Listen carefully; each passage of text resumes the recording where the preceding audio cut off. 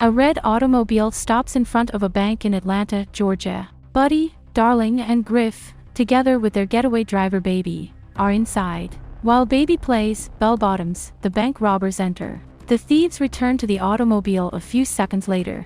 Baby leaves the scene in his car, tunes blasting loudly from his speakers. The police chase as Baby drifts the car and performs wild stunts to the beat of the music, but he always manages to stay one step ahead of the law enforcers. 2 additional red automobiles are zipping by him on the highway as he drives along.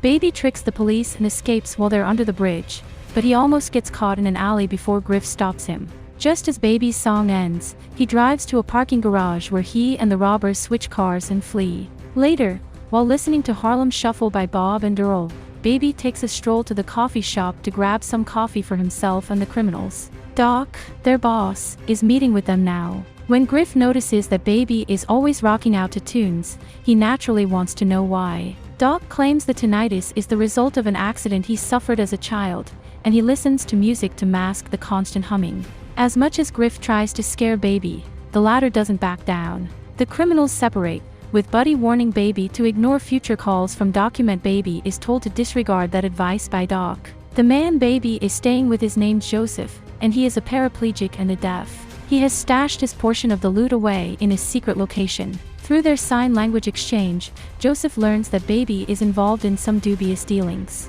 When he's free, Baby takes audio from his consultations with Doc and reworks it into mixtapes. One of his tapes is titled Mom, and it sits in the center of a drawer full of others. Babe visits Bo's diner. He overhears the lovely young waitress, Deborah, singing as she serves a customer. When she approaches to take his order, she sees Baby's recorder on the table. After a while of chit-chat, Baby finally asks Deborah what song she's singing. At home, he later listens to the song, which is how Joseph learns that Baby has a girlfriend. For the next assignment, Doc brings Baby in. He then introduces Eddie No-Nos, JD, and Bats to Baby. An armored vehicle is their intended victim. Baby is listening to tunes while Doc describes the strategy. Baby's talents are initially called into question by Bats, yet he or she is able to paraphrase Doc's strategy exactly. Since Baby and Doc have a debt to pay off, this is Baby's final employment. The group congregates around the protected vehicle. Already, JD is causing problems by bringing in the wrong masks. Doc asked for Michael Myers masks from the Halloween movies, but JD brought in Mike Myers masks from the Austin Powers movies. While the 3 go rob the truck, Baby sits in the car listening to music. In the end, Bats kills the guard, and the 3 bandits scramble back to the car in a state of panic. Baby tries to escape but crashes into a Marine's truck. The Marine opens fire on the criminals, pinning Baby's car against the wall so he may escape. The Marine follows them onto the highway, where he ultimately traps them beneath a truck. While Bats has a clear shot at the Marine, Baby ducks away. When Baby loses control of his truck, he falls off the highway and separates from the Marine. The criminals give up in traffic and steal a car from a mother and her child. In the confusion, JD loses his shotgun. The group arrives at the garage and disperses to their vehicles. When Baby misses a shot, Bats asks if it was on purpose. Although Baby claims he doesn't lie, Bats is on to him. As punishment for Baby's emotional awareness, he points a gun at his head. Baby and Deborah's relationship continues when he goes back to Bo's diner. They discuss the existence of songs with their names in them, such as Deborah and Deborah songs, and the prevalence of Baby songs. For his share of the money, Baby must travel to Doc's secret lair. Bats and Eddie are the only other people there. After that, Baby is instructed by Doc to get rid of the car that was transporting JD's body. Baby drives to the scrapyard in the old car and has a nostalgic flashback to his youth. As a singer himself, he shared a special bond with his mother. His dad was an alcoholic and an abuser, and they were killed in a car crash after an argument. The babe starts working as a pizza delivery guy. He can now begin seeing Deborah in a social setting. Baby is approached, though, by Doc, who has continued to rely on him as a driver for heists. Baby is threatened by Doc, who says he could harm Deborah. Youngster gives in grudgingly. In the end, he brings Deborah home and the two share their first passionate kiss. The next heist that Doc plans to pull involves taking Baby to the post office. Rather than have Baby go in alone, he sends in his nephew Sam as a fig leaf. Sam does a reconnaissance mission so that Baby would have something to relay to Document. After talking to a helpful teller, They head back to Doc's car so that Baby can fill him in on the heist's logistics. When Baby contacts Deborah, she tells her that she wants to get in the car and leave town forever. The answer is yes, according to her. The next thing Baby knows, he's having a black and white fantasy in which Deborah is waiting for him by a car. Doc recruits Buddy, Darling, and Bats as his crew, with Baby continuing to serve as the getaway driver, despite the fact that he has a strict policy against utilizing the same crew for multiple heists. As per Doc's directions, the group must visit the butcher, a local arms dealer, in order to purchase firearms. Baby stops at a convenience store on the way to meet the butcher, allowing Bats to rush in. Backseat kinkage between Buddy and Darling. Infuriated by Darling's comment that Bats gave her the side eye, Buddy asks whether she wants him to kill Bats before the heist, to which Darling replies, "Not yet."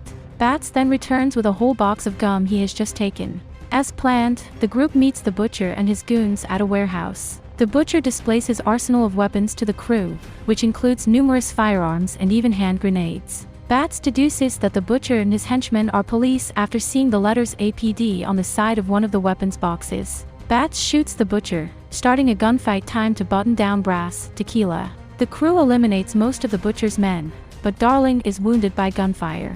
Bats tells Buddy and Darling that they were officers after they rebuke him for sparking the shootout. Man jumps up and makes a break for it, but he is shot by the thieves and Bats throws a grenade into his car for good measure. Bats tells Baby to stop at Bo's diner on the way back to Doc's. Because Baby is afraid for Deborah's safety, Bats makes Baby go against her will. Deborah sees them, but she recognizes Baby's frightened expression. She takes their order without letting anybody but Baby and her other friends in on the secret. Bats is still taking it from Buddy and Darling for what he done. Bats asks Baby whether he knows Deborah as they pack up to depart. The answer is negative, he insists. Bats rises to his feet and reaches for his weapon, but Baby quickly seizes his hand to prevent any rash action. Following the departure of the team, Baby presents the bill to Deborah along with a note reading, "Road trip 2 a.m., and a tip." The group is back at Doc's house. Something went wrong, he realizes. Although Doc was aware that the butcher and his men were police officers thanks to Bats' intel, he was not surprised to hear that they were in fact paid employees of the butchers. Bats tells a fib about who fired first, and Buddy and Darling support his claim. Baby grudgingly argues that the heist go as planned when Doc asks if it should or should not happen. At 2 o'clock in the morning, Baby tries to go to see Deborah secretly, but he is followed out by Buddy and Bats. Bats knocks Baby out with the recorder in his mouth when they start to suspect him. At Doc's table, Baby comes to as Bats and Buddy remove all of Baby's tapes from his apartment. Bats claims he didn't damage Joseph, but he's using Joseph's wheelchair to go around. Baby plays the recording he recorded immediately following the initial heist to dispel Doc's suspicions that the tapes contain anything but music. And in the meantime, Deborah is stuck in the waiting room for Baby. The following morning, the band of thieves strikes out for the post office to begin their theft. Buddy's mission is to kidnap Darling while Bats sneaks up behind them. While waiting for the bank to open, Baby runs into the teller he spoke with the day before. She greets him with a wave and a smile, but Baby shakes her head at her, seemingly as a warning. Shortly thereafter, the teller reappears, this time accompanied by a security guard. Just before the robbers return, he taps on Baby's window. Bats have killed the security man, and the authorities are on their way. Since Baby is reluctant to drive, the robbers force him to do so. When Bats points his shotgun at Baby, the latter slams on the throttle and drives straight into a vehicle whose side has a steel bar sticking out, impaling Bats. Little One, Bud, and Sweetheart all bolt in fear. In a scene set to focuses, the police give chase to Baby as she runs through the streets of the city. Baby tries to disguise himself and steals several vehicles. The police are closing extremely fast, and Baby runs into Buddy and Darling again. Away from the police, the couple tries to run with Baby. Darling fires shots at the police, who murder her in return fire. As Baby runs away, Buddy loses his cool and starts shooting at the police. The elderly woman's automobile is stolen, but he returns her wallet. She can't believe it. When Baby gets home, he finds Joseph unconscious on the floor, but he's fine. He scrapes together the cash he can find and places Joseph in a care facility.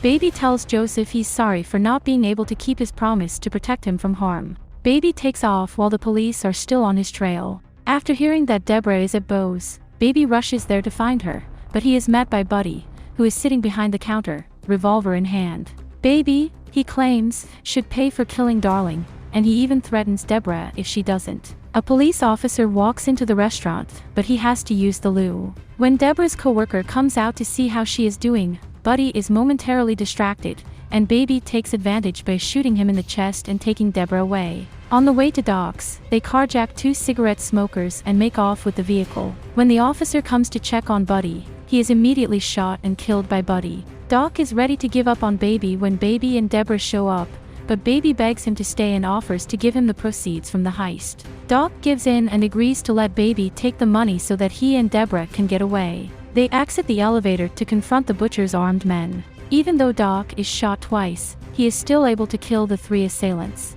Then, Buddy drives up in a stolen police car, declaring that Queen's Brighton Rock is Baby's death anthem. As he pursues Baby and Deborah, he accidentally runs over Doc twice. Baby attempts shooting at Buddy before trying to get him with another car. The car belonging to Buddy is thrown down several stories after Baby crashes it over the balcony. But Buddy escaped just in time and shot around Baby's ears, rendering him deaf. He approaches Deborah, who is attempting to grab Buddy with a crowbar. After a moment of reflection, Baby draws his weapon and shoots Buddy in the leg, sending him down onto the burning vehicle, which explodes. In the morning, Deborah is driving Baby far away while listening to the cassette of Baby's mom singing. When they look back, they notice that the police have set up a barricade, indicating that they have indeed apprehended Baby. Deborah tries to escape away, but Baby chooses to surrender. Baby stands trial for his role in the robberies. Deborah, Joseph, the postal clerk, and the woman whose car Baby stole all make statements. All of them consider Baby as a good kid who made some stupid decisions and never wanted to hurt anyone. The judge gives Baby a 25-year prison term with parole eligibility after only 5 years. Deborah, having discovered Baby's true identity as Miles, sends him postcards while he is incarcerated. When Baby is released, they intend to travel to the destinations depicted on the cards. Then, in a dreamlike sequence, we see what appears to be Baby's daydream from earlier, in which Deborah is waiting for him. The image then changes from black and white to color, revealing that it has been 5 years since Baby's incarceration and that he is now free. He approaches Deborah and plants one on her. I hope you enjoyed it, and if you did, please consider subscribing to our channel.